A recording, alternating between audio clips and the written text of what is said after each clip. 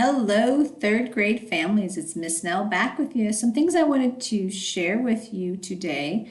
I wanted to show you that I've created another place in classwork where you can open up the assignments, and it might be a checklist for you, make it a little bit easier to see if your kid has done these things for the day. You can just go into our Google Classroom, and again, it's going to be under classwork, and you'll see all topics over here, and just 420 to 424, click on that. There's a document there. You can just check in, see if your kids have done these things. Maybe that'll make it a little bit easier for you. I had a parent ask me to do that, and I thought, that's a pretty good idea. I'd like to have that for my kiddos too. So hopefully it'll make it a little bit easier. If not, no biggie. Also on Monday, we're going to be giving an assignment in Go Formative. You can find that link for your kids back on our stream. If you go down, it should say Go Formative, and in that link, you can just click on it and it will take you right to the assignment they need to do.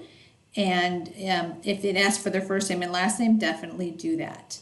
All right, I think that is it. I hope everyone is having a very nice weekend, and I'll see you guys, well, hopefully soon. If not, Tuesday morning.